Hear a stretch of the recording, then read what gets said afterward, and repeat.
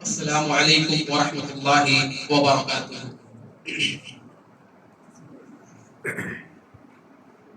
الحمد للہ نحمده ونستعینه ونستغفره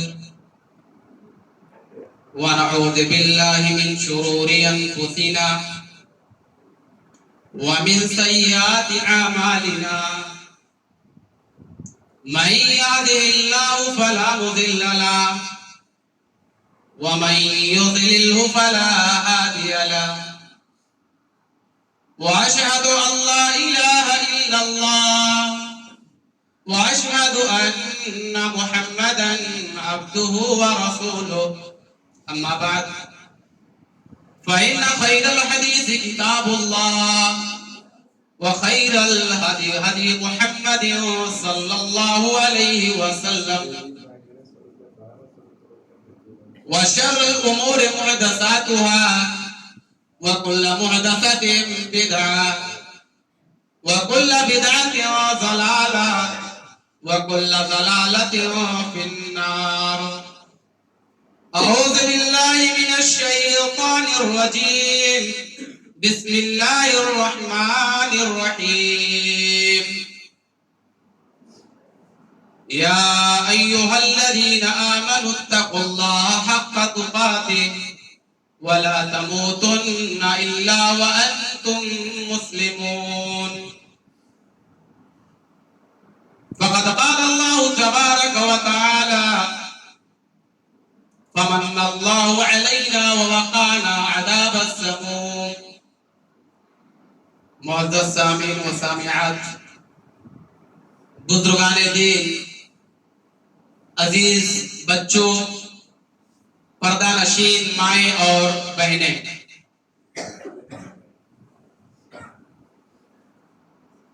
سب سے پہلے ہم تمام لوگوں کو اللہ رب العالمین کی تعریف، بڑائی، بزرگی، حمد و ثنا بیان کرنی چاہیے، جس رب ذوالجلال نے ہم تمام لوگوں کو اشرف المخلوقات بنا کر کے پیدا کیا اور ہمارے رشد و ہدایت کے لیے اللہ تبارک و تعالی نے اس روئے زمین پر بے شمار نبیوں اور رسولوں کو مبعوث فرمایا۔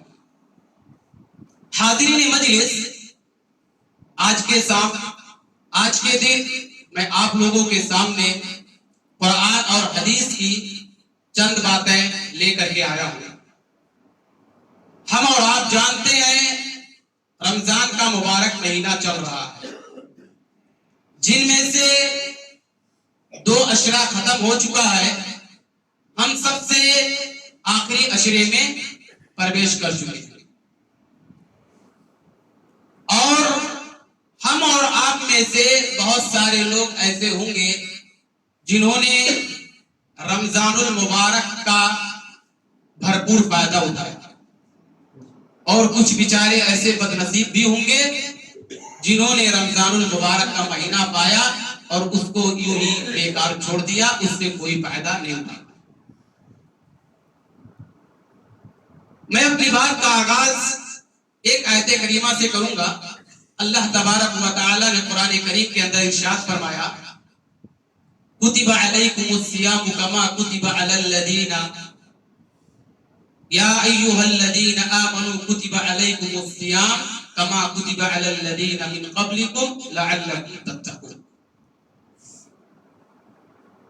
اللہ تبارک و تعالی نے اس آیت کریمہ میں فرمایا کہ لوگوں، ہم نے رمضان کے مہینے کو تم پر فرض کیا ہے۔ اب یہاں میں ایک چیز کہنا چاہوں گا، یہ تو قرآن سے ثابت ہوا کہ رمضان کا مہینہ جو روزہ ہے یہ مسلمانوں پر فرض ہے، اور یہ اجماع سے بھی ثابت ہے، احادیث مبارکہ سے بھی ثابت ہے کہ رمضان کے مہینے کے جتنے بھی روزے ہیں ہم مسلمانوں پر فرض ہیں۔ کب فرض ہوا ہے؟ 2 ہجری میں۔ ہجری کس کو کہتے ہیں؟ نبی صلی اللہ علیہ وسلم جب مکہ چھوڑ کر کے مدینہ ہجرت کر گئے، وہیں سے ہجری سن کا آغاز ہوا۔ لگ بھگ آپ صلی اللہ علیہ وسلم کے ہجرت کے 18 مہینے کے بعد رمضان کا روزہ فرض کیا گیا، اور آپ صلی اللہ علیہ وسلم نے رمضان المبارک کا 9 साल या 9 महीना पाए। यानी आप सल्लल्लाहु अलैहि वसल्लम ने अपनी जिंदगी में 9 रमजानुल मुबारक का महीना पाया। रमजानुल मुबारक के इस महीने की अहमियत आपके सामने मैं कुरान करीम की एक आयत से करूंगा। हम और आप पढ़ते होंगे या सुने होंगे उलमाए किराम से कि अल्लाह तबारक व तआला ने जन्नत के 7 दरवाजे बनाए। किसके? जहन्नम, जन्नत के नहीं, जहन्नम के कितने दरवाजे हैं? 7 दरवाजे, 7 गेट। अल्लाह तबारक व तआला ने कुरान करीम में कहा लहा सबअतु अबवाब लिकुल्लि इम्रिइन मिनहुम जुज़उम मक़सूम। जहन्नम के 7 दरवाजे हैं। ये तो कुरान से साबित हुआ। और अल्लाह तबारक व तआला ने नबी सल्लल्लाहु अलैहि वसल्लम के जरिए कहलवाया कि जन्नत के 8 दरवाजे हैं। ये हदीस मुबारक से साबित करूंगा। अल्लाह के नबी सल्लल्लाहु अलैहि वसल्लम ने फरमाया लहा समानियतु अबवाब, जन्नत के 8 दरवाजे। 7 दरवाजे जन्नत के भी होने चाहिए जिस तरीके से जहन्नम के थे। जन्नत के भी कितने दरवाजे होने चाहिए थे? 7। लेकिन अल्लाह तबारक व तआला ने जन्नत का एक दरवाजा बढ़ा दिया। क्यों? क्या कहना चाह रहा है, क्या बताना चाह रहा है? अल्लाह तबारक व तआला ये साबित करना चाह रहा है, ये बताना चाह रहा है कि रमजान के महीने के जो रोजे हैं, जो रोजेदार लोग हैं, जो रोजा रखते हैं, जो रोजे के शराइत हैं, जिस तरीके से नबी सल्लल्लाहु अलैहि वसल्लम ने, सहाबा ने, मुफस्सिरीन ने, मुहद्दिसीन ने, आइम्मे किराम ने रोजे को रखा है, उसके शर्त के साथ अगर मुसलमान भी उस शर्त के साथ रमजान के महीने के रोजे रखेगा तो अल्लाह तबारक व तआला ने उसके लिए जन्नत में एक अलग दरवाजा बनाया है, अलग गेट, उसे बाबुर रैयान कहा जाता है। अल्लाह के नबी सल्लल्लाहु अलैहि वसल्लम ने फरमाया कि उस दरवाजे से सिर्फ रोजेदार ही दाखिल होगा, कोई नमाजी दाखिल नहीं होगा, कोई हाजी दाखिल नहीं होगा, कोई सदका खैरात करने वाला बाबुर रैयान से दाखिल नहीं होगा, कोई अच्छा अमल करने वाला, 5 वक्त नमाज पढ़ने वाला, दिन रात मस्जिद में बैठने वाला, कई हज करने वाला, कई उम्रा करने वाला, ज़कात देने वाला, नवाफिल का एहतमाम करने वाला, सुन्नत का एहतमाम करने वाला उस दरवाजे से दाखिल नहीं किया जाएगा। वो दरवाजा सिर्फ रोजेदारों के लिए बनाया गया है। अल्लाह तबारक व तआला ने वो दरवाजा सिर्फ रोजेदारों के लिए खास किया। ये अहमियत है, ये मकाम है रोजेदारों का। और रमजानुल मुबारक के महीने की इबादत की सबसे बड़ी अहम दलील यह है कि अल्लाह तबारक व तआला ने जन्नत के अंदर एक दरवाजा एक्स्ट्रा बना दिया, एक गेट ज्यादा किया हम और आपके लिए, रोजेदारों के लिए। इसी के साथ सबसे पहले हम चलते हैं सौम। सौम का माना क्या होता है? हम और आप तो अपनी जुबान में कहते हैं रोजा आ गया, रोजा आ गया, लेकिन अरबी जुबान में देखेंगे तो इस रोजे को क्या कहा जाता है? सौम। अरबी में क्या कहा जाता है? सौम, सियाम। अच्छा, इसका माना क्या होता है? इसका माना होता है रुक जाना। इसका माना क्या होता है? रुक जाना। हर चीज का 2 पहलू होता है, हर सिक्के का 2 पहलू होता है। ऐसे ही रोजेदार को भी 2 पहलू है, एक जाहिर और एक बातिन, एक दिख रहा है और एक छिपा हुआ है। जाहिर क्या है? रुक जाना। जाहिर में क्या है कि इंसान गुरूबे या तुलुए आफताब से लेकर के गुरूबे आफताब तक खाने पीने और अपनी बीवी से रुक जाए। जाहिर है ये।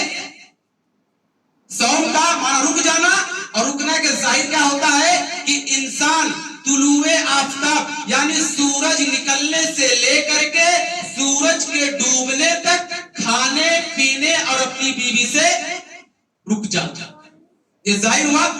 बातिन क्या है? बातिन ये है कि इंसान की आंखें गुनाह देखने से रुक जाए, उसकी जुबान गुनाह करने से रुक जाए, उसका कान गुनाह सुनने से रुक जाए, उसका غلط جگہ جانے سے رک جائے، اس کا ہاتھ غلط جگہ جانے سے رک جائے، تب ہم اور آپ روزے کا صحیح معنی اور روزے کی صحیح معنویت کو پائیں گے۔ اگر ہم ظاہری طور پر کھانے سے رک جا رہے ہیں، پینے سے رک جا رہے ہیں، اپنی بیوی سے دور رہ رہے ہیں، لیکن اگر ہماری زبان سے گناہ ہو رہا ہے، ہماری آنکھوں سے برائی ہو رہی ہے، ہمارے کان سے گناہ سن رہے ہیں، اپنے پیر سے غلط جگہ جا رہے ہیں، اپنے ہاتھ سے غلط جگہ جا رہے ہیں، غلط کام کر رہے ہیں، تو کیا ہم روزے کی معنویت سے فائدہ اٹھا سکتے ہیں؟ نہیں اٹھا سکتے۔ ایک مثال تمہیں دوں گا، انڈا ہے، انڈا اگر گر جائے زمین پر تو وہ ٹوٹ جاتا ہے، ظاہر طور پر استعمال نہیں کیا جا سکتا ہے، استعمال نہیں کیا جا سکتا ہے۔ اور ایک انڈا ہے، صحیح سالم ہے، ٹوٹا ہوا بھی نہیں ہے، لیکن اندر سے بینڈا ہو چکا ہے، اندر سے کیا ہو گیا ہے؟ بینڈا ہو چکا ہے، ایک ٹوٹ گیا ہے دکھ رہا ہے، وہ تو ظاہر ہے کہ استعمال نہیں کیا جا سکتا، اور ایک انڈا جو صحیح سالم ہے، دکھ رہا ہے کہ صحیح سالم ہے، لیکن اندر سے بینڈا ہے، وہ بھی استعمال نہیں کیا جا سکتا۔ ایسے ہی روزے داروں کا معاملہ ہے، اگر ہم نے ظاہری طور پر کھانا پینا اور اپنی بیوی سے رکے رہے، اور اگر باطنی طور پر ہم نے وہ سارے گناہ کیے، تو ہم روزے کی معنویت سے کوئی فائدہ نہیں اٹھا سکتے۔ جیسے کہ ایک انڈا ہے، صحیح سالم ہے، لیکن اندر سے بینڈا ہے، ایسے ایک روزہ دار ہے، کھانے پینے سے رکا ہوا ہے، لیکن زبان سے گناہ کر رہا ہے، کان سے گناہ سن رہا ہے، آنکھ سے گناہ کر رہا ہے، تو اس کا بھی روزہ صحیح سالم نہیں ہو سکتا، نہیں ہو سکتا۔ اور اس رمضان کے مہینے میں روزہ ہم اور آپ جانتے ہیں کہ اس کی اہمیت کیا ہے۔ میں اللہ کے گھر میں بیٹھا ہوا ہوں، اگلے سال کی بات کر رہا ہوں، ہماری قوم کی ایک بچی، ایک بیٹی اٹوا کی سرزمین پر اس مبارک مہینے میں، رمضان کے مبارک مہینے میں، میری ان گنہگار آنکھوں نے ایک عورت کو نقاب پوش، برقع پہنی ہوئی ہے، حجاب پہنی ہوئی ہے، اور ایک ٹھیلے پر گنے کی جوس پر وہ گلاس لے کر کے، نقاب کا چہرہ کھول کر کے گلاس اپنے منہ سے لگائی ہوئی، رمضان کے مہینے میں اللہ کے گھر میں بیٹھا ہوا۔ یہ ہمارے قوم کی بیٹیوں کا حال ہے۔ گیتا میں ایک شلوک بہت پیارا ہے، میں اسے جہاں کہیں بھی جاتا ہوں پیش کرتا ہوں، بڑی اچھی بات کہی۔ گیتا کے شلوک ہے، اس میں کہا گیا ہے کہ اگر ایک آدمی خراب ہوتا ہے تو صرف ایک ہی آدمی خراب ہوتا ہے، لیکن اگر ایک لڑکی خراب ہو جائے، ایک عورت، ایک مہیلا، ایک استری اگر خراب ہو جائے تو پوری نسل خراب ہو جاتی ہے۔ یہ گیتا کا شلوک، بڑی اچھی بات ہے۔ اور یہی ہماری قوم کی بچیاں، ہماری قوم کی مائیں اور بہنیں، اگر ہماری قوم کی بہنوں کا یہ حال ہے رمضان کے مبارک مہینے میں، تو ہم اپنی آنے والی نسلوں کے بارے میں فکر کر سکتے ہیں کہ ہماری آنے والی نسلوں پر کیا بیتے گی، کیا پڑے گی۔ ضرورت ہے اس بات کی کہ رمضان المبارک کا مہینہ ملا ہے تو اسے ہم اور آپ کو غنیمت سمجھنا چاہیے، بھرپور اس سے فائدہ اٹھانا چاہیے۔ یہ اللہ کا بہت بڑا احسان ہے کہ ہم اور آپ کو یہ رمضان کا مہینہ عطا فرمایا، اور نہ جانے کتنے ایسے لوگ ہوں گے ہمارے سماج کے اندر کہ اس رمضان المبارک کے مہینہ انہیں نصیب نہیں ہوا، اللہ کے پیارے ہو چکے بیچارے۔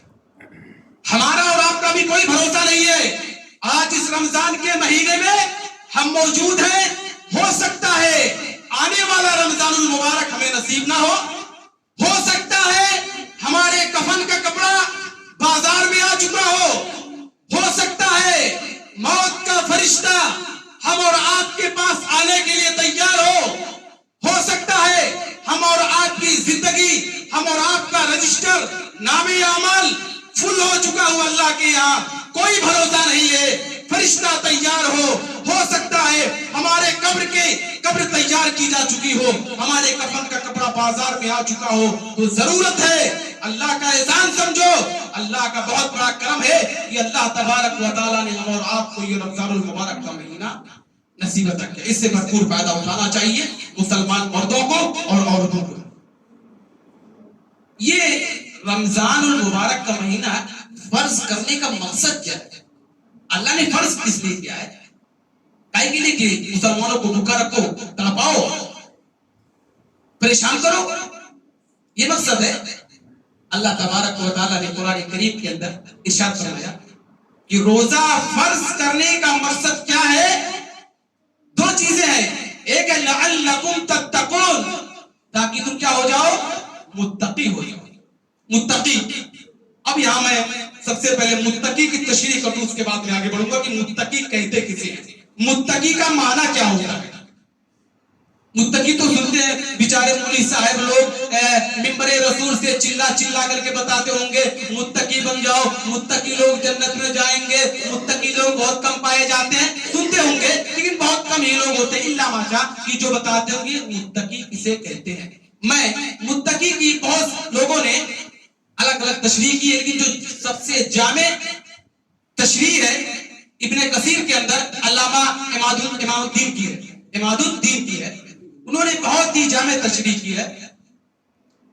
उन्होंने कहा, लिखा कि हजरत उमर बिन खत्ताब रज़ी अल्लाह ताला अन्हु, इन्होंने सवाल किया हजरत उबय बिन काब रज़ी अल्लाह ताला अन्हु से कि उबय बिन काब ये बताओ तकवा किसे कहते हैं, व्हाट इज तकवा, तकवा क्या है। देखिए इतना बड़ा सहाबी, जलीलुल कद्र सहाबी पूछ रहा है किससे, दूसरे नंबर का खलीफा है उबय बिन काब से सवाल कर रहा है क्या कि उबय बिन काब तकवा किसे कहते हैं, तकवा क्या है। अब यहां मैं हट करके एक बात कहूंगा, गांव समाज में जो उम्र दराज होते हैं, पैसे वाले होते हैं, वो अगर कोई बेचारा आलिम है, गरीब है या बच्चा है या छोटा है तो सोचते क्या है, अरे मैं मुली साहब से पूछने जाऊंगा मेरी इज्जत घट जाएगी, मैं छोटा हो जाऊंगा, अभी मुली साहब क्या सोचेंगे कि इसको कुछ आता जाता नहीं है। जिसके दिल के अंदर ये चीज पैदा हो उसे चाहिए कि उमर बिन खत्ताब की जिंदगी को देखे। किसको? उमर बिन खत्ताब की जिंदगी को। हम उमर बिन खत्ताब की जिंदगी को क्या, उमर बिन खत्ताब के पैर के धूल के मिट्टी के बराबर भी हमारी औकात नहीं। उस जैसा सहाबी पूछ रहा है उबय बिन काब से, जो कुरान करीम के बड़े माहिर थे, पूछ रहे हैं उबय बिन काब तकवा किसे कहते हैं। अब उबय बिन काब समझा रहे तकवा क्या है।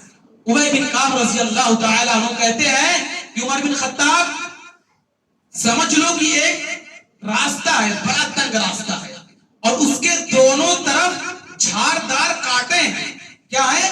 झाड़दार कांटे हैं। एक रास्ता है, बड़ा तंग है, बहुत कम रास्ता है जाने के लिए और दोनों तरफ उसके कांटे हैं, तो तुम उस रास्ते से कैसे गुजरोगे। उमर बिन खत्ताब रज़ी अल्लाह ताला अन्हु ने कहा कि मैं सबसे पहले शम्मरतु, मैं अपने कुर्ते के दामन को पहले समेटूंगा, पहले मैं अपने कुर्ते के दामन को समेट लूंगा अच्छी तरीके से। वजदतुहा, मैं आगे देखूंगा, पीछे देखूंगा, दाएं देखूंगा, बाएं देखूंगा और बहुत ही मुहतात, बहुत ही एहतियात के साथ मैं उस रास्ते से गुजरूंगा। कहीं ऐसा ना हो कि मेरे कुर्ते का दामन कांटे में फंस जाए। उबय बिन काब रज़ी अल्लाह ताला अन्हु ने कहा कि बेअइनिही, तकवा का यही मतलब है। दुनिया एक रास्ता है, दुनिया एक तंग रास्ता है और उसके दोनों तरफ शैतान की जाल है, शैतान की जाल है, ख्वाहिशे नफ्स है और उसी रास्ते से तुमको गुजरना है। तो इंसान जब इस दुनिया के रास्ते से गुजरे तो बहुत ही केयरफुल, मुहतात हो, चालाक हो, बहुत ही एहतियात के साथ दुनिया के रास्ते से गुजरे। कहीं ऐसा ना हो कि उसके कुर्ते का दामन ख्वाहिशात नफ्स में उलझ जाए, शैतान की जाल में उलझ जाए। कहीं ऐसा ना हो, उस चीज से बचने के लिए, शैतान की जाल से बचने के लिए और ख्वाहिशे नफ्स से बचने के लिए वो इंसान बहुत ही एहतियात के साथ चले। अल्लाह अकबर, कितनी जामे तशरीह की है तकवा की। तकवा बेअइनी, इसी को कहते हैं कि दुनिया एक तंग रास्ता है, दोनों तरफ शैतान है, शैतान की जाल है और इंसान को वहीं से गुजरना है। तो बहुत ही एहतियात के साथ और मुहतात के साथ इंसान वहां से اچھا تقوی پیدا کیسے ہوگا؟ تقوی انسان کے دل میں کیسے آئے گا؟ تقوی انسان کے دل میں کیسے پیدا ہوگا اور تقوی انسان کیسے پیدا کرے گا؟ تقوی کہاں سے آتا ہے انسان کے دل میں؟ اللہ کے خوف سے. جس انسان کے دل میں، جس مسلمان کے دل میں، جس ماں اور بہن کے دل میں اللہ کا ڈر ہو، اللہ کا خوف ہو، ایسے انسان کے دل میں تقوی پیدا ہوتا ہے. تقوی ہوتا ہے اللہ سے ڈرتا ہے. میں چاہتا ہوں ایک حدیث مبارکہ آپ کے سامنے رکھوں اور اس حدیث مبارکہ میں یہ ثابت کیا گیا ہے کہ اللہ سے ڈرنے والا، جو اللہ جس کے دل میں اللہ کا ڈر ہوتا ہے، وہ انسان کیسا ہوتا ہے، وہ انسان کیسا ہوتا ہے. جامع ترمذی کی صحیح روایت ہے، جامع ترمذی کی صحیح روایت ہے اور وہ حسن ہے، صحیح ہے. کوئی اگر دیکھنا چاہتا ہے حدیث نمبر ہے 7633، جا کر کے دیکھ لیں.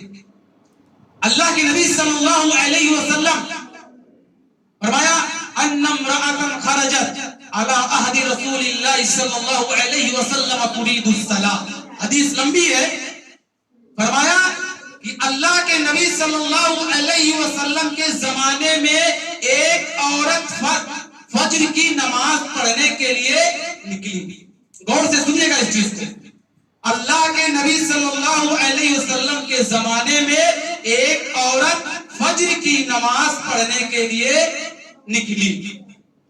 جب وہ فجر کی نماز پڑھنے کے لیے نکلی، ایک آدمی آیا اور اس کے اوپر کپڑا ڈال دیا اور اس کے ساتھ لے جا کر کے اس کے ساتھ ریپ کر دیا. اس عورت کا ریپ کر دیا. فقالت، عورت، ان ذاک الرجل فعل بی کذا و کذا، وہ عورت چلائی. ومر علیہ الرجل، وہ آدمی ریپ کر کے جانے لگا، بھاگنے لگا. وہیں سے ایک آدمی گزر رہا تھا. وہ بیچارہ جب اس عورت کی آواز سنا تو اس آدمی کے پیچھے بھاگا جو ریپ کر کے بھاگ رہا تھا، جو ریپ کر کے بھاگ رہا تھا. اس آدمی کے پیچھے وہ بھی دوڑنے لگا. وہ عورت چلا رہی ہے، قالت ان ذاک الرجل فعل بی کذا و کذا. اور اس کے بعد حدیث کے الفاظ ہیں بِأَصَابَةٍ مِنَ الْمُهَاجِرِينَ، مہاجروں کی جماعت بھی نماز پڑھنے کے لیے جا رہی تھی. جب اس عورت کی آواز سنی تو وہ جماعت، وہ مہاجرینوں کی جماعت بھی اس آدمی کے پیچھے بھاگنے لگی. اور جو ریپ کر کے بھاگ گیا اور جو آدمی اس کے پیچھے بھاگ رہا تھا، یہ جماعت جو تھی بیچارے اس آدمی کو پکڑ لیا، جو بیچارہ اس کو پکڑنے کے لیے جا رہا تھا. پکڑ کر کے اس آدمی کو بیچارے کو لایا گیا. وہ اتوہا، عورت کے پاس لایا گیا. پوچھا گیا کیا یہ وہی آدمی ہے جس نے تیرے ساتھ ریپ کیا ہے؟ قالت نعم وہذا، عورت نے کہا ہاں یہ یہی آدمی ہے. عورت نے کیا کہا؟ ہاں یہ وہی آدمی ہے. فَأَتَوْا بِهِ رسول صلی اللہ علیہ وسلم، اس آدمی کو رسول صلی اللہ علیہ وسلم کے پاس لایا گیا. فلما امر بالرجم، اللہ کے نبی صلی اللہ علیہ وسلم نے رجم کرنے کا حکم دے دیا کہ اس آدمی کو رجم کر دیا جائے. اب جانتے ہیں اسلام کے اندر رجم کی کیا شکل ہوتی ہے. یا تو آدمی کو آدھا زمین میں گاڑ دیا جاتا ہے اور چاروں طرف اس کے لوگ کھڑے ہوں گے، پتھروں سے مار مار کر کے اسے ہلاک کر دیں گے. یہ کس کی سزا ہے؟ شادی شدہ آدمی اگر زنا کرتا ہے تو، اور اگر غیر شادی شدہ آدمی زنا کرتا ہے تو اسے 100 کوڑے مارے جائیں گے. تو اس آدمی کو اللہ کے نبی صلی اللہ علیہ وسلم نے کیا کر دیا؟ رجم کرنے کا حکم دے دیا. چاروں طرف سے آدمی کھڑے ہوئے. یہاں دیکھیے گا اللہ کا ڈر کیسے آدمی کے اندر آتا ہے. ٹھیک، انہوں نے جو جماعت تھی انہوں نے تو دوسرے آدمی کو پکڑ لیا، لا کر کے نبی کے پاس پیش کر. عورت نے بھی کہہ دیا کہ ہاں یہ وہی آدمی ہے. اب جب اس آدمی کو بیچ میں کھڑا کر دیا گیا، چاروں طرف سے آدمی کھڑے ہوئے پتھر لے کر کے، اسی میں وہ شخص بھی کھڑا ہے جس نے ریپ کیا، جس نے اس عورت کے ساتھ زنا کیا. یہاں غور کرنے کی بات ہے، وہ بیچارہ دیکھ رہا ہے کہ ریپ میں نے کیا ہے اور اس کی سزا کسی میرے دوسرے بھائی کو دی جا رہی ہے. میرے دوسرے بھائی کو دی جا رہی ہے. اللہ کا ڈر دیکھیے. وہ آدمی وہیں سے چیخا, قال یا رسول اللہ انا صاحبها, اے اللہ کے رسول, جس کو آپ رجم کرنے کا حکم دے چکے ہیں اس آدمی نے زنا نہیں کیا ہے. انا صاحبها, مجرم میں ہوں, زناکار میں ہوں, ریپ میں نے کیا ہے.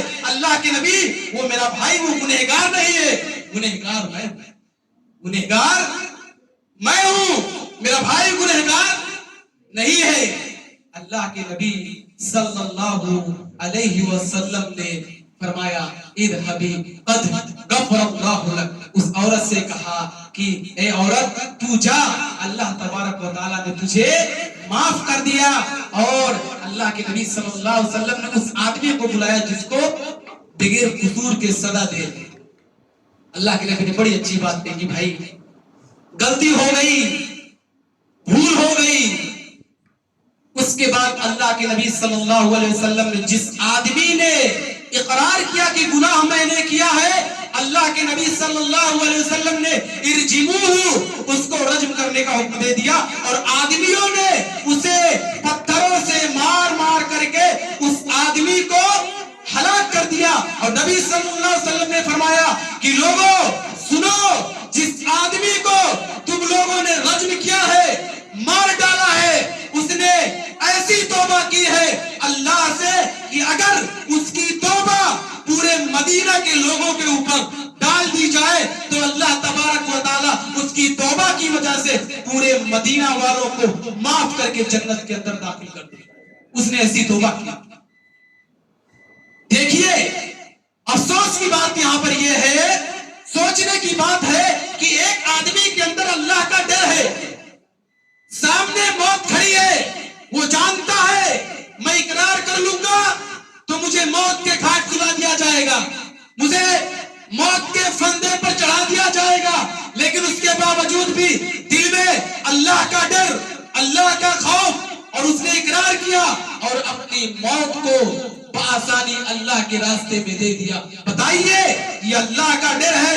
ایسے ہی آدمی کے اندر اللہ کا ڈر ہوتا ہے اور ایسے ہی آدمی کو تقوی متقی کہا جاتا ہے. یہ ہے تقوی. اللہ کا ڈر کیسے پیدا ہوگا انسان کے دل میں؟ خوف. اللہ کا ڈر ہونا چاہیے ہم اور آپ کے دل میں, تب جا کر کے پیدا ہوگا. حدیث میں نے پیش کی, اس حدیث سے بہت سارے مسئلے نکلتے ہیں. کچھ مسئلوں کی طرف میں اشارہ کروں گا. پہلا مسئلہ, عورت مسجد میں نماز پڑھ سکتی ہے. حدیث موجود ہے, اور جب حدیث موجود ہے تو کوئی آدمی انگلی نہیں اٹھا سکتا.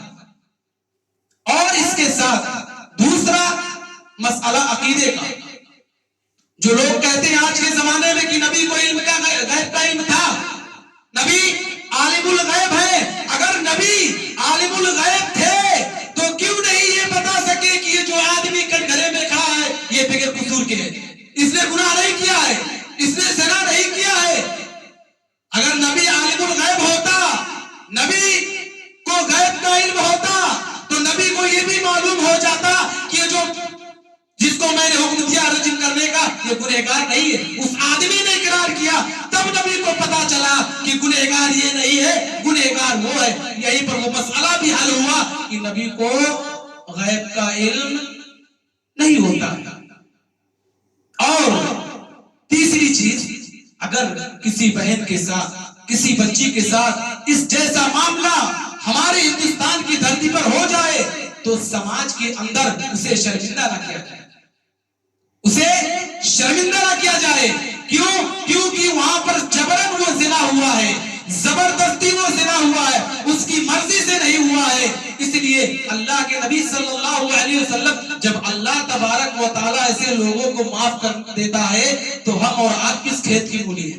اللہ نے کہا کہ وہ عورت, اللہ کے نبی نے کیا فرمایا کہ تو جا, اللہ تبارک و تعالیٰ نے تیرے سارے گناہ معاف کر دیے. تو ہم اور آپ کی کیا اوقات ہے کہ ہم کسی بچی کو, کسی بہن پر انگلی اٹھائیں اگر کسی کے ساتھ خدا نہ خواستہ ایسا ہو جائے.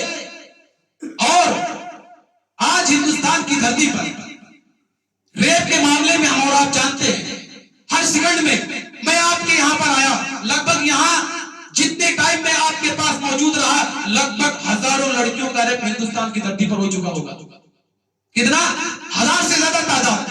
اور سب سے زیادہ ریپ کے معاملے ہمارے یو پی کے اندر، اتر پردیش کے اندر موجود ہے. ہر سیکنڈ میں 3 بچیوں کا ریپ ہوتا ہے. یہ وہ آنکڑے ہیں جو پولیس اسٹیشن کے اندر رجسٹر ہوتے ہیں، اور بہت سے معاملے ایسے ہیں جو پولیس اسٹیشن تک پہنچتے نہیں ان کو چھوڑ کر کے. جو رجسٹر ہے، جو کورٹ کچہری تک پہنچتے ہی وہ معاملے ہیں کہ ہر 1 سیکنڈ میں 3 بچیوں کا ریپ ہوتا. یہاں اتنے دیر سے بیٹھے ہوئے ہیں، نہ جانے کتنی بچیوں کا ریپ ہو چکا. یہ ایک حدیث میں نے آپ کے سامنے پیش کی. اور ہندوستان کی دھرتی پر ہم اور آپ جانتے ہوں گے، دیکھتے ہوں گے، آج ہمارے مائیں اور بہنیں نہ جانے کیا ہو گیا ہے کہ نہ جانے کس کا شکار.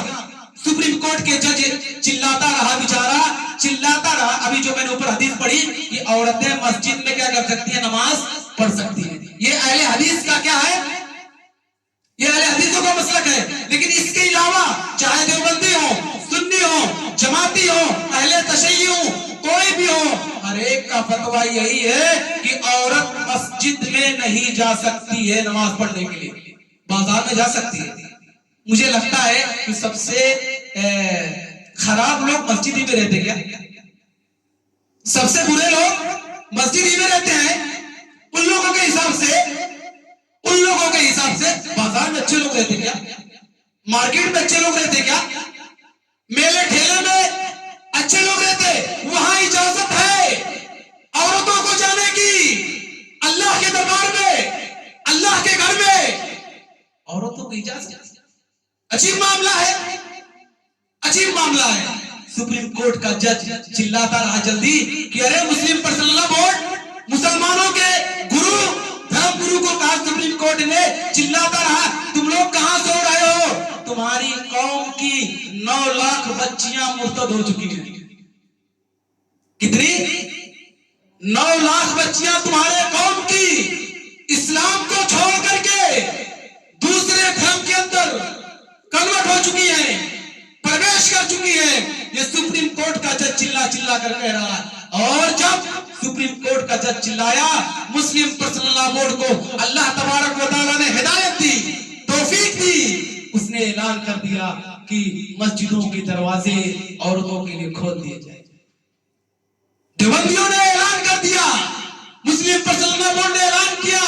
ابھی تک فتویٰ تھا مسجد میں عورت نہیں جا سکتی، لیکن جب سنا تو انہوں نے اپنے مسجد کا دروازہ عورتوں کے لیے کھول دیا. آئی عقلیں، لیکن دیر سے آئی. اور اہل حدیث بیچارہ کب سے اس چیز پہ چل رہا ہے؟ اہل حدیث بیچارہ اس چیز پر کب سے چل رہا ہے؟ اور اسی کے ساتھ ساتھ آگے بڑھے.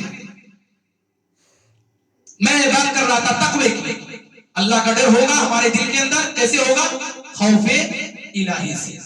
ایک حدیث ہوگا عورتوں کے تعلق سے، بڑی پیاری حدیث ہے. اس کو آدمی عورتوں کے روگٹے کھڑے کر دینے والی حدیث ہے.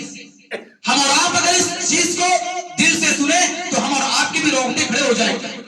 حدیث پہلے پڑھ لیتے ہیں، اس کے بعد اس کی تشریح کرتا ہوں. حدیث عائشہ رضی اللہ تعالی عنہا قالت قلت یا رسول اللہ اتذکرون احالیکم یوم القیامہ فقال اما عند 3 فلا عند الكتاب وعند الميزان وعند الصراط. رواہ ابن ابی شیبہ فی مصنفہ. امام ابن شیبہ اپنی مصنف کے اندر یہ حدیث لائے ہیں اور صحیح حدیث ہے. پہلے میں اس حدیث کی تشریح کرنے سے پہلے یہاں ایک سوال ہے. اتنے سارے مسلمان بیچارے ہیں، اللہ والے ہیں، مسلمان گھرانے میں پیدا ہوئے ہیں. حضرت عائشہ رضی اللہ تعالی عنہا کس کی بیٹی ہے؟ میرا سوال ہے آج. اب مسلمان ابو بکر صدیق رضی اللہ تعالی عنہ، جیسا کہ چچا نے جواب دیا کہ حضرت عائشہ کس کی بیٹی ہے؟ حضرت ابو بکر صدیق. وہیں پر میرا دوسرا سوال بھی پیدا ہوگا کہ حضرت ابو بکر صدیق رضی اللہ تعالی عنہ کتنے نمبر کے خلیفہ ہیں؟ کتنے نمبر کے خلیفہ ہیں؟ جی پہلے نمبر کے خلیفہ کون ہے؟ حضرت ابو بکر صدیق، ان کی بیٹی حضرت عائشہ، اور نبی صلی اللہ علیہ وسلم کی 11 بیویوں میں سے جو کنواری بیوی تھی وہی وہ کون ہے؟ حضرت عائشہ رضی اللہ تعالی عنہا، اور حدیث انہی سے مروی ہے، کہتے ہے فرماتی ہے اللہ کے نبی صلی اللہ علیہ وسلم جب گھر میں آئے تو حضرت عائشہ رضی اللہ تعالی عنہا سسکیاں لے لے کر رو رہی تھی. سسکیاں رکنے کا نام نہیں لے رہی ہیں. گھر میں اندھیرا ہے، اور اندھیرا ہے. اللہ کے نبی کے زمانے میں نبی صلی اللہ علیہ وسلم کی بیویاں ایک ایک مہینہ بیچاری بھوکے رہا کرتی تھی. آج اللہ نے ہم اور آپ کو اتنی نعمتیں دی ہیں. سوچئے گھر میں اندھیرا، گھر میں اندھیرا ہے، چراغ جلانے کے لیے تیل موجود نہیں ہے، اور یہاں ہم اور آپ کتنے آرام اور راحت سے اللہ کی کون کون سی نعمتیں استعمال نہیں کرتے ہیں. اللہ کی ہر نعمتیں موجود ہے، اس کے باوجود بھی ہمارے دل کے اندر اللہ کا خوف نہیں ہے، تقوی نہیں ہے، اللہ سے ڈرتے نہیں ہے، خوف الہی ہمارے دلوں میں موجود نہیں ہے. حضرت عائشہ کو دیکھیے کیا کہ اللہ کے نبی گھر میں آئے، حضرت عائشہ سسکیاں لے لے کر رو رہی ہے. سسکیاں رکنے کا نام نہیں لے رہی ہیں. اللہ کے نبی آئے، کہا عائشہ کیا بات ہے بھائی، کیوں رو رہی ہو؟ حضرت عائشہ رضی اللہ تعالی عنہا نے سوال کیا پوچھا؟ میری مائیں اور بہنیں سنیں. حضرت عائشہ نے کیا سوال کیا اللہ کے نبی سے؟ اللہ کے نبی سے حضرت عائشہ نے کہا اتذکرون اہالیکم یوم القیامہ. اے اللہ کے نبی، اے میرے محبوب، اے میرے شوہر، آپ دنیا میں تو ہم سے بڑی محبت کرتے ہیں، ہمارے لیے بے چین رہتے ہیں، ہمیشہ ہم اور آپ سے محبت کرتے ہیں، لیکن یہ بتائیے کہ کل قیامت کے دن کیا ہم کو یاد رکھیں گے؟ کیا جب حساب کتاب ہوگا قیامت کے دن تو وہاں پر بھی ہمیں یاد رکھو گے؟ وہاں پر بھی اتنی محبت جتاؤ گے جتنی محبت دنیا میں جتا رہے ہو؟ کیا قیامت کے دن میدان محشر میں یہ محبت جتاؤ گے، یاد رکھو گے اپنی بیوی کو، عائشہ کو یاد رکھو گے قیامت کے دن؟ اللہ کے نبی صلی اللہ علیہ وسلم نے فرمایا قال اما عند ثلاث فلا، اے عائشہ 3 جگہ ایسی ہوں گی جہاں میں کسی کو یاد نہیں کروں گا، اور صرف میں ہی نہیں پوری دنیا کے لوگ کسی کو یاد نہیں کریں گے، صرف اپنے بارے میں سوچیں گے، اور میں بھی انہی میں سے ہوں. 3 جگہ ایسی ہیں عائشہ کہ وہاں صرف میں اپنے بارے میں سوچوں گا، کسی کو یاد نہیں رکھوں گا. سوچئے فرمایا اما عند ثلاث فلا، 3 جگہ. عند الکتاب، پہلی جگہ کیا فرمائی نبی نے کہ اے عائشہ جب اللہ تعالیٰ نام اعمال ہاتھ میں دے گا وہاں پر میں کسی کو یاد نہیں رکھوں گا، کسی کے بارے میں نہیں سوچوں گا. کوئی آدمی کسی کے بارے میں نہیں سوچے گا جب انسان کو اس کا نام اعمال دیا جائے گا. ہر آدمی اپنے بارے میں پریشان ہوگا. وَعِنْدَ الْمِيزَانِ، جب انسان کا اعمال تولا جائے گا، میزان پر رکھا جائے گا، وہاں پر بھی کوئی کام نہیں آؤں گا اے عائشہ. وَعِنْدَ الصِّرَاطِ، پل صراط کے گزرنے کے وقت وہاں پر بھی میں کسی کے کام نہیں آؤں گا. 3 جگہ ایسی ہیں جہاں پر اے عائشہ میں کسی کے کام نہیں آؤں گا. یہاں پر ایک چیز سوچنے والی ہے میری ماں اور بہنوں کو کہ حضرت عائشہ جنتی ہے. اللہ تبارک و تعالیٰ نے انہیں جنت کی بشارت دی ہے، لیکن اس کے باوجود بھی اللہ کا ڈر دیکھیے، اللہ کا خوف دیکھیے، اپنی زندگی کے بارے میں دیکھیے. جنت کی سرٹیفکیٹ اللہ نے دنیا میں دے دی، لیکن سوال کیا ہے اللہ کے نبی، کیا قیامت کے دن ہمیں یاد رکھو گے؟ میری ماں اور بہنوں کو سوچنا چاہیے. یہاں دنیا کے معاملے میں یہاں اکثر لوگ شادی شدہ میرڈ ہیں. میں پوچھنا چاہتا ہوں ایک مسلمان بھائی ہونے کی حیثیت سے، حضرت عائشہ نے اللہ کے نبی کی بیوی ہے، جس طریقے سے انہوں نے اپنی آخرت کی فکر کی اور اپنے شوہر سے پوچھا نبی بتائیے کیا ہمیں قیامت کے دن یاد رکھو گے؟ یہاں اتنے سارے مسلمان بھائی بیٹھے ہوئے ہیں، کبھی آپ کی بیوی نے آپ سے سوال کیا کیا آپ کی پتنی نے، آپ کی عورت نے کبھی آپ سے آخرت کے بارے میں پوچھا؟ کیا سوال کیا کہ اتنے سال ہم اور آپ زندگی گزار رہے ہو، قیامت کے دن کیا ہوگا؟ کچھ اچھے اعمال کر لیتے ہیں۔ کبھی شوہر نے بات کی اپنی بیوی سے؟ کبھی بیوی نے شوہر سے بات کی؟ نہیں کی۔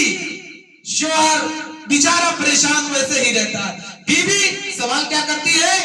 ہاں، کتنے تولے کا سونا لائے، فلاں کپڑا لائے کہ نہیں لائے، فلاں میرا میک اپ آیا کہ نہیں آیا، کھانے کا سامان لائے کہ نہیں لائے، افطاری لائے کہ نہیں لائے، گوشت مٹن لائے کہ نہیں لائے۔ سوال یہ ہے، دنیا کے معاملے میں ہم اتنے حساس ہیں، لیکن آخرت کے معاملے میں ہمیں کوئی فکر نہیں جو ہمیں فکر ہونی چاہیے۔ حالانکہ آخرت کے بارے میں ہم اور آپ کا سوال ہونا چاہیے، ہمارے گھروں کے اندر یہ ماحول ہونا چاہیے، ہمارے بچوں کے اندر، ہمارے بچیوں کے اندر، ہماری عورت کے اندر، ہماری بیوی کے اندر، ہماری بہن کے اندر یہ ماحول ہونا چاہیے، یہ چیز ہونی چاہیے، لیکن نہیں ہے۔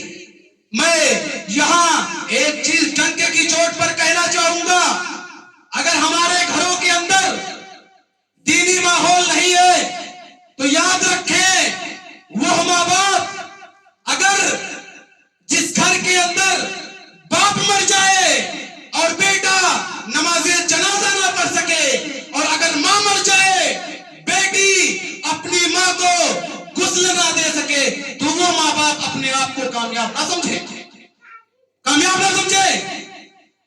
اور اگر جس گھر کے اندر باپ مر جائے بیٹا نماز جنازہ پڑھا سکے، ماں مر جائے بیٹی اپنی ماں کو غسل دے سکے، کچھ معنی میں وہ گھر دینی ماحول ہے۔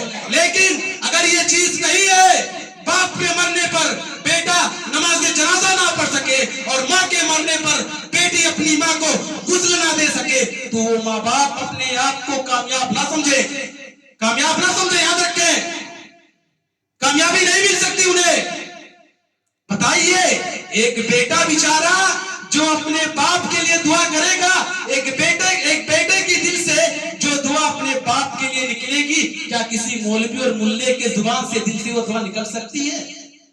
بتائیے، جو بیٹا اپنے باپ کے لیے دل سے دعا کرے گا، کیا کوئی مولوی اور ملا بھاڑے پہ لا کر کے تم اس سے نماز جنازہ پڑھا سکو، کیا اس کے دل سے وہ دعا کی تاثیر نکل سکتی ہے؟ نہیں نکل سکتی ہے۔ تو کم سے کم اپنے گھروں کے اندر اتنی دینداری تو ہونی چاہیے کہ باپ کے مرنے پر بیٹا نماز جنازہ پڑھا سکے، اور ماں کے مرنے پر بیٹی اپنی ماں کو غسل دے سکے۔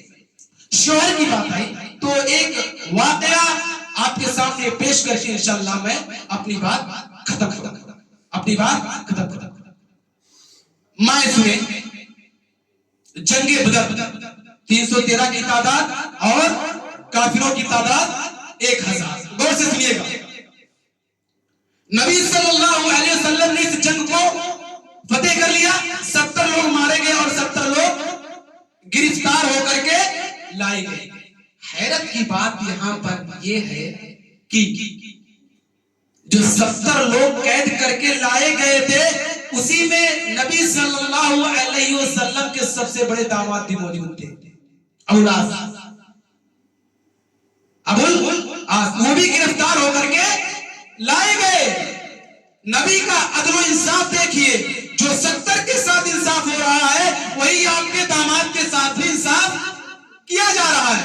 نبی صلی اللہ علیہ وسلم نے مشورہ لیا عمر بن خطاب سے کہ ان لوگوں کو کیا کیا جائے۔ عمر بن خطاب جلیل القدر صحابی، انہوں نے کہا سب کی گردن مار دی جائے، ایک لائن سے سب کی گردنیں کاٹ دی جائے، 70 کے 70 کو کسی کو چھوڑا نہ جائے۔ لیکن اللہ کے نبی صلی اللہ علیہ وسلم نے اسے اپنے شان کے خلاف سمجھا، کیونکہ رحمت للعالمین تھے، دنیا کے لیے رحمت تھے، تو انہوں نے اپنے خلاف سمجھا۔ ابو بکر سے پوچھا، ابو بکر رضی اللہ تعالیٰ عنہ نے کہا کہ اللہ کے نبی، ان کو فدیہ لے کر کے چھوڑ دیا جائے۔ اللہ کے نبی کو یہ مشورہ پسند آیا، لیکن جو فیصلہ عمر بن خطاب نے کیا تھا وہی فیصلہ اللہ کو بھی منظور تھا۔ جو فیصلہ عمر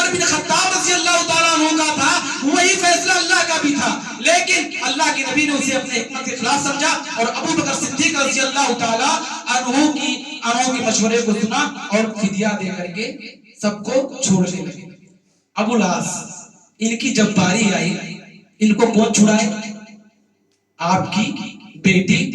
मैं जानना चाहूंगा यहाँ पर अबुल आस की बीवी का नाम, अगर जो नबी की बेटियों का नाम जानता होगा वो जरूर बता देगा कि अबुल आस की बीवी कौन है। सवाल गलत जवाब है। सारे बेटियों का नाम ही बता दे। अबुल आस, सवाल है, दीनी माहौल है, होना चाहिए। अबुल आस, ऐसे तरीके करके आप सही कर देंगे, ऐसा नहीं होगा। कोई एक से जवाब दुरुस्त दीजिएगा। जी जी जी, क्या कहा आपने? हजरत ज़ैनब रज़ी अल्लाह ताला अन्हा, अल्लाह के नबी की सबसे बड़ी बेटी, और अबुल आस से इनका निकाह हुआ, शादी हुई थी। अबुल आस को बेचारे अब छुड़ाने कौन आए? हर एक आदमी तो अपने अपने घर का आया और फिदिया दे करके, पैसा दे करके, छुड़ा करके चला चला। अबुल आस की बारी आई। यहाँ मैं ये चीज कहूंगा कि देखिए, एक बीवी की मोहब्बत उसके शौहर से कैसी होती है, एक बीवी की मोहब्बत उसके अपने शौहर से कैसी होनी चाहिए। अबुल आस बेचारे फंसे हुए, उनको छुड़ाने वाला कोई नहीं है। और जानते हैं हजरत ज़ैनब रज़ी अल्लाह ताला अन्हा ने अपना हार हजरत खदीजा रज़ी अल्लाह ताला अन्हा, जो उनकी माँ है, जब उनका निकाह हुआ था तो उन्होंने अपनी बेटी को, अपनी बच्ची को वो हार दिया था शादी के वक्त। जब उनके दामाद फंसे हुए थे, इंसाफ देखिए नबी का, इंसाफ देखिए नबी का। हर आदमी फिदिया दे करके छुड़ा कर ले जा रहा है, आपके दामाद फंसे हुए, आप चाहते तो छोड़ सकते थे, कोई आप पर उंगली उठाने वाला नहीं था, लेकिन हजरत ज़ैनब रज़ी अल्लाह ताला अन्हा, उन्होंने अपने गले का हार उतारा और एक आदमी को दे करके भेजा कि ले जाओ, मेरे अब्बा को दे दो और इस हार के बदले वो मेरे शौहर को, मेरे पति को छोड़ दो। जब अल्लाह के नबी सल्लल्लाहु अलैहि वसल्लम के पास वो हार आया, अल्लाह के नबी सल्लल्लाहु अलैहि वसल्लम वो हार देखकर रोने लगे। अल्लाह के नबी रोने लगे, रोने लगे अल्लाह के नबी सल्लल्लाहु अलैहि वसल्लम। हजरत खदीजा याद आ गई, हजरत खदीजा को याद करके अल्लाह के नबी रोने लगे, रोने लगे। और उन्हें याद आया कि ये हार मेरी बीबी ने, सबसे बड़ी बेटी हजरत ज़ैनब को शादी के वक्त दिया था। अल्लाह के नबी को जब हार मिला तो रो रहे थे। सहाबा से पूछा, सहाबा तुम क्या कहते हो? मुझे इस हार की जरूरत नहीं है, अगर तुम लोग कहो तो मैं अबुल आस को ये हार नहीं लूंगा, मैं ऐसे ही अबुल आस को छोड़ दूंगा। सहाबा ने कहा, अल्लाह के नबी आपकी मर्जी, आप जो फैसला करेंगे हमें मंजूर है, हमें कोई एतराज नहीं होगा, आपका फैसला सर आंखों पर। अल्लाह के नबी सल्लल्लाहु अलैहि वसल्लम ने वो हार अपनी बच्ची को, अपनी बेटी को वापस कर दिया, दे दिया, अबुल आस को ऐसे ही छोड़ दिया। यहाँ नुक्ते की बात, इल्म की बात यह है कि अल्लाह के नबी सल्लल्लाहु अलैहि वसल्लम, आप अंदाजा लगा सकते हैं कि हजरत खदीजा ने अल्लाह के नबी को कितना प्यार, कितनी मोहब्बत दी होगी कि अल्लाह के नबी आज उसकी निशानी पा करके रो रहे हैं, निशानी को देख करके रो रहे हैं। ऐसी मोहब्बत आज की बीवियों के अंदर अपने शौहर के लिए नहीं है, होनी चाहिए, जरूरत है। आज के इस दौर में, आज के इस माहौल में, आज जो तलाक का मामला आ रहा है, बीवियों से दूरी का मामला आ रहा है, सबसे अहम चीज यही है कि बीवी अपने शौहर को मोहब्बत नहीं करे। सोचिए, यहाँ एक चीज जान लीजिए, इल्म की बात, कि जब तक अल्लाह के नबी की हजरत खदीजा रज़ी अल्लाह ताला अन्हा जिंदा थी, अल्लाह के नबी ने कोई दूसरी शादी नहीं की। सोचिए, जब तक हजरत खदीजा बाहयात रही, जिंदा थी, नबी ने कोई शादी नहीं की। अंदाजा लगाया जा सकता है कि हजरत खदीजा ने अल्लाह के नबी के साथ कैसी जिंदगी गुजारी होगी, कैसी जिंदगी गुजारी होगी, कैसा उनके साथ बर्ताव किया होगा। वक्त नहीं है वरना बताता हजरत खदीजा की क्या قربانیاں رہی ہیں, حضرت خدیجہ کی کیا قربانیاں رہی ہیں اللہ کے نبی صلی اللہ علیہ وسلم کے ساتھ. پہلی وہی کا معاملہ آپ جانتے ہیں, لمبی بات ہو جائے گی, وقت نہیں ہے, انشاءاللہ پھر کبھی موقع ملا تو ضرور میں حضرت خدیجہ کی زندگی اٹھاؤں گا, عورتوں کے لیے عورتوں کو بتاؤں گا کہ عورت ایسی ہونی چاہیے, بی بی ایسی ہونی چاہیے, بی بی ایسی بن کر کے دکھانا ہوگا, تب ہم اور آپ کو دنیا اور آخرت میں کامیابی مل سکتی ہے. اور یہاں معاملہ تو الٹا ہے, آدمی سوچتا ہے کب مجھے اپنی بیوی سے چھٹکارا ملے, جلدی سے موت آ جائے اور اس سے چھٹکارا مل جائے مجھے. ہاں ایسا برتاؤ ہماری ماں اور بہنوں کا ہے آج کے اس ماحول میں, آج کے اس دور میں, کہ آدمی بیچارہ سوچتا ہے جلدی سے 60-70 سال کی زندگی ختم ہو اور اس ڈائن کا, اس چڑیل کا پیچھا میرے سے چھوٹ جائے. اللہ ماشاء, ایک دو کو چھوڑ کر کے سب کو نہیں کہا جا سکتا, بہت اللہ والے بھی موجود ہیں, اللہ والے بھی دنیا میں ہیں, لیکن یہ چیز حقیقت ہے, یہ چیز حقیقت ہے کہ ماؤں کے اندر, آج کی عورتوں کے اندر اپنے شوہر کے تئیں سے, اپنے آدمی کے تئیں سے وہ محبت نہیں ہے. بیچارہ شوہر کتنی بھی اچھی چیز کر لے, کتنا بھی اچھا عمل کر لے, کتنا بھی اچھے سے رہ لے, بی ناپسند کرے گی. مجھے ایک پیر کا واقعہ یاد آ رہا, میں چاہتا بتا دوں. ایک پیر صاحب تھے بیچارے, بہت بڑے پیر تھے, اور ان کی بیوی ان کو پیر ہی نہیں مانتی تھی. یعنی چلا تیرے جیسے 72 پیر میں نے دیکھے ہیں, تیرے جیسے 72 پیر میں نے دیکھے ہیں.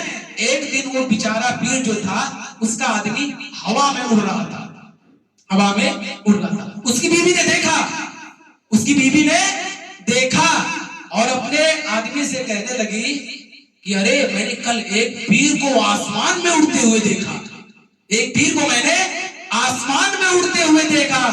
شوہر وہ ہے, پیر وہ ہے, پیر اس کو کہتے ہیں. اس آدمی نے کہا بیوی تم نے دیکھا؟ کہا ہاں میں نے دیکھا, وہ پیر اڑ رہا تھا. اس کے شوہر نے کہا کہ بیوی وہ میں ہی تھا, وہ میں ہی تھا. جب بیوی نے سنا کہ وہی تھا تو کہنے لگی تبھی تو ٹیڑھے ٹیڑھے اڑ رہے تھے, تبھی تو دیکھیے پھر غلطی, تبھی تو ٹیڑھے ٹیڑھے اڑ رہے تھے. یہ بیوی ہے جو اپنے شوہر کی کبھی بھی اچھائیاں اسے دکھتی نہیں ہے, برائیاں نظر آ جاتی ہیں, وہ دوسرے کی تعریف میں لگی رہتی ہے, اپنے شوہر کی تعریف کبھی بھی نہیں کر سکتی. حالانکہ یہ چیز نہیں ہونی چاہیے, یہ چیز نہیں ہونی چاہیے. بس میں انہی ساری چیزوں کے ساتھ میں اپنی ماں کے ساتھ سب سے اہم چیز کہوں گا یہی کہ دنیا کے اندر زندگی گزار رہے ہو, ہم اور آپ دنیا میں آئے ہیں, 60-70 سال کی زندگی ملی ہے. ہر آدمی کوئی کسی کا بھروسہ نہیں ہے, آج ہے کل نہیں ہوگا. یہاں آج ہمارے سامنے آپ موجود ہیں, ہو سکتا ہے یہاں سے آپ اپنے گھر نہ جا سکیں, کوئی کسی کا معلوم نہیں کل کیا ہوگا. 60-70 سال کی زندگی ملی ہے, اپنی زندگی کو اچھے طریقے سے گزاریے. اور میں اپنی ماں سے اور اپنی بہنوں سے بھی یہ کہوں گا کہ اپنے گھروں کے اندر پردے کا ماحول بنائیے, دین کا ماحول بنائیے, قرآن کا ماحول بنائیے, دینداری پیدا کیجئے. اگر ہمارے اندر یہ چیز پیدا ہو جائے گی تو ہم دنیا میں بھی کامیاب رہیں گے اور آخرت میں بھی کامیاب رہیں گے. جیسا کہ میں نے گیتا کا وہ شلوک پڑھا تھا, بتایا تھا گیتا کے بارے میں. گیتا کے اندر بڑی اچھی بات ہے کہ اگر عورت خراب ہو جاتی ہے تو پوری کی پوری نسلیں خراب ہو جاتی ہے. اگر آدمی خراب ہوتا ہے تو بیچارہ اکیلا خراب ہوتا ہے, لیکن اگر عورت خراب ہو گئی تو پورا گھر, پورا سماج, پورا معاشرہ, کہہ لیجیے پوری نسل خراب ہو جاتی ہے. اور اسی کے ساتھ میں کچھ چیزیں آپ کے سامنے, مسئلے مسائل میں 2-3 چیزیں آپ کے سامنے رکھ دوں. انسان جی ایک معاملہ آتا ہے کہ اذان ہو رہی ہے تو کیا ہم کھا سکتے ہیں, پی سکتے ہیں؟ بہت سے گاؤں کے جاہل چولا کہہ لیجئے وہ بیچارے کھانا کھا لیتے ہیں, پانی پی لیتے ہیں, اور ایک گلاس ایک بوتل لے جا کر کے اپنے چارپائی کے پاس رکھ لیتے کہ ابھی اذان ہوگی تو میں پیوں گا. ایسا ماحول ہے اپنے گاؤں میں, ہمارے ادھر تو تھا, لیکن ہم نے ساری چیزیں بتائی. اگر آپ کے یہاں پر بھی یہ ہے تو جان لیجئے جیسے ہی اذان ہوئی سحری کا وقت خلاص.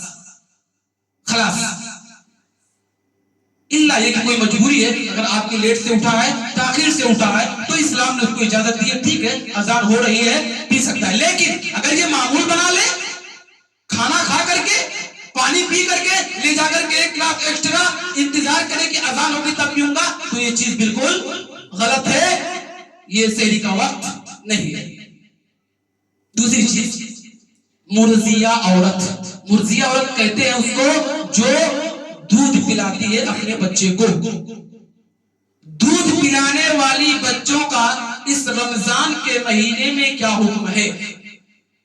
غور سے سنیے کہ اگر عورت کو یہ خدشہ ہے کہ اگر وہ روزہ رکھے گی تو اس کے پستان میں دودھ نہیں پیدا ہوگا اور بچہ بھوکا رہے گا، یہ خدشہ ہو کہ اگر وہ روزہ رہ رہی ہے تو روزہ رکھنے کی وجہ سے اس کا دودھ نہیں بن پا رہا ہے، جس کی وجہ سے بچہ بھی بھوکا ہے، اور یہ خدشہ ہو کہ بچے کے بھوکے ہونے کی وجہ سے مر بھی سکتا ہے، تو ایسے وقت میں اسلام نے اجازت دی ہے کہ دودھ پلانے والی عورت رمضان کے مہینے میں روزہ نہ رکھے۔ اگر یہ خدشہ ہو، اگر اس کے پاس طاقت ہے کہ میں روزہ بھی رکھ لوں گی اور اپنے بچے کو دودھ بھی پلا لوں گی تو یہ اور اچھی بات ہے، لیکن اگر خدشہ ہے کہ دودھ نہیں بن رہا ہے، بچہ بھوکا رہ جائے گا، اس کے مرنے کا خطرہ ہے، تو ایسی صورت میں اسلام نے اجازت دی ہے ان عورتوں کو جو دودھ پلاتی ہیں وہ اس رمضان کے مہینے میں روزہ۔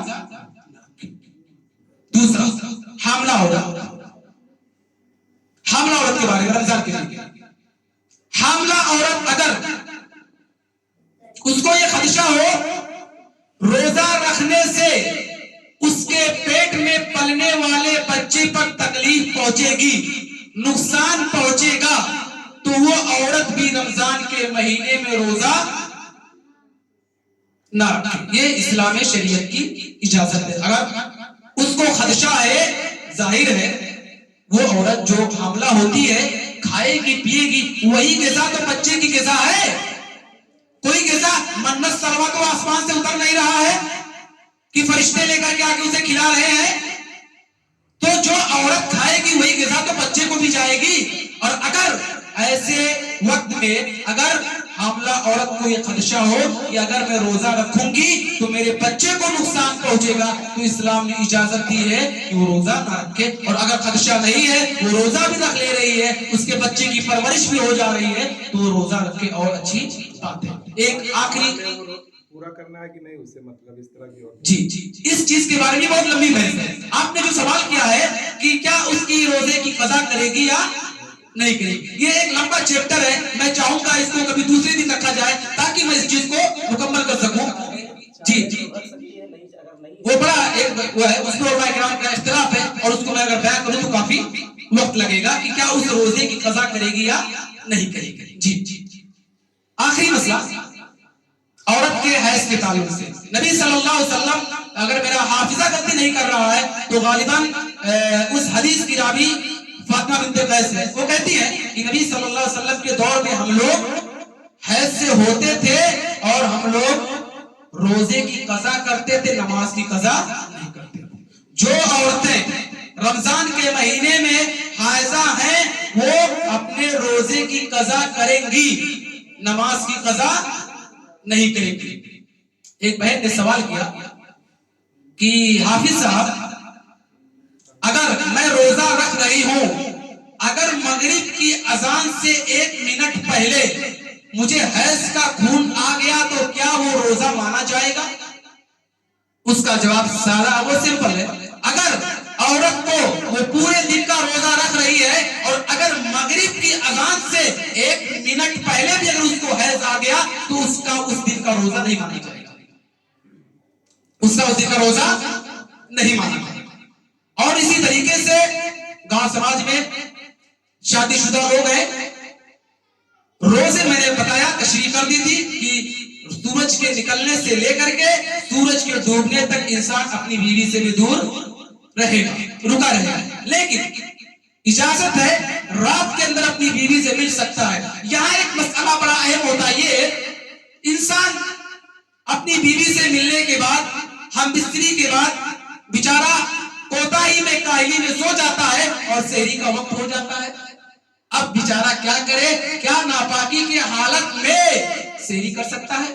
سوال ہے، یہ مسئلہ آتا ہوگا آپ لوگوں کے سامنے کہ بیوی سے ملا، कायली और कोताही में सो गया, सहरी का वक्त हो गया, अगर गुस्ल करेगा सहरी का वक्त खत्म हो जाएगा, सहरी का वक्त खत्म हो जाएगा। शरीयत ने इजाजत दी है उस आदमी को उस हालत में क्या कर लेना चाहिए, सहरी कर लेना चाहिए, और सहरी करने के बाद वो गुस्ल कर ले और नहा ले, गुस्ल कर ले और क्या कर ले, नहा ले। सहरी नापाकी की हालत में किया जा सकता है, जायज है, ऐसा किया जा सकता है। गुस्ल और गुस्ल का तरीका कैसे है आप लोग अल्लाह हो सकता है जानते हो या नहीं जानते हो, इंशाअल्लाह मौका मिलेगा तो बताऊंगा कि जो गुस्ल का तरीका क्या है, सही तरीका, आदमियों का तरीका क्या है गुस्ल का, और औरतों का गुस्ल का तरीका क्या है जनाबत से। जब नापाक होते हैं तो गुस्ल करने का नबी का तरीका जो था वो तरीका क्या है।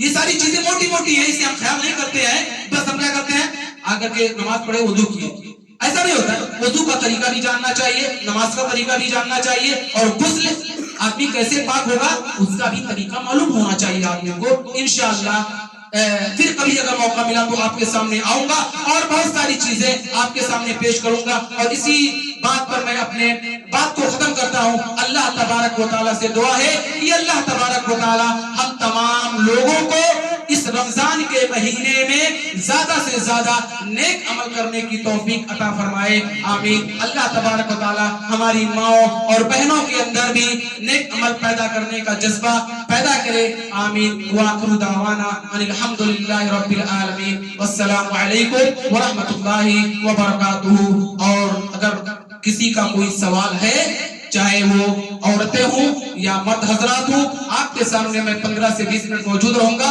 अगर कोई किसी को इश्काल है, कोई मसला है तो जरूर रखें, इंशाअल्लाह उस सवाल का जवाब मुतमईन बख्श आपके सामने दिया जाएगा।